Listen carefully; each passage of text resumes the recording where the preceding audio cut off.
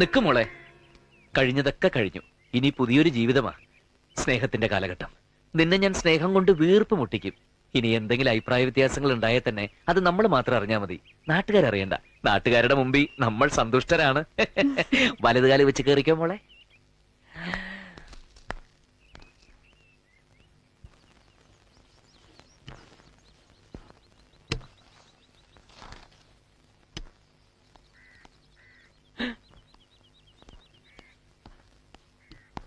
എന്താടി ഇത്?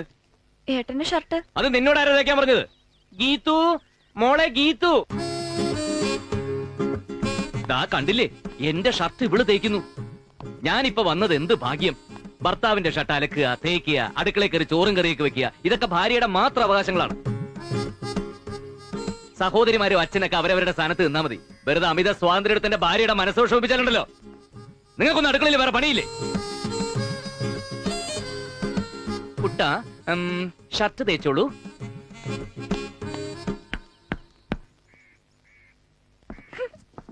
എന്തായി? തേച്ച് കൊളാക്കുവോ? IPS പുതിയ ഭരണപരിഷ്കാരം എത്ര കാലത്തേക്കാണോ?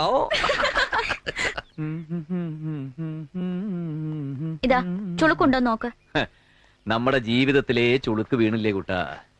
നമുക്കതൊന്ന് തേച്ച് ശരിപ്പെടുത്തിയെടുക്കണം. പല കുറി കരയുമ്പോൾ ചിരിക്കാൻ പഠിക്കും എന്ന് പറഞ്ഞ പോലെ പല കുറി തേക്കുമ്പോൾ തേക്കാൻ പഠിക്കും. അടുക്കളയിൽ ആരുമില്ലേ? ബ്രേക്ക്ഫാസ്റ്റ് റെഡിയായോ? ഇതാകുന്നു. എന്താ ഇതിനൊക്കെ എത്ര താമസം? ഇനി മുതൽ കാര്യങ്ങൾ മണിയായിട്ട് കിടക്കണം. പടകൂട്ട, നമുക്ക് ബ്രേക്ക്ഫാസ്റ്റ് കഴിക്കാം. റെഡി? ഇതൊക്കെ ഇവിടെയാണോ കൊണ്ടുവെക്കുന്നത്? എല്ലാത്തിനും ഒരു അടുക്കും ചിട്ടി നീറ്റ്നെസ് ഒക്കെ വേണ്ടേ? അതെങ്ങനെ ഉണ്ടാവാനാ? വേറെ ഒരു ചീളേട്ടിന്റെ മക്കളല്ല.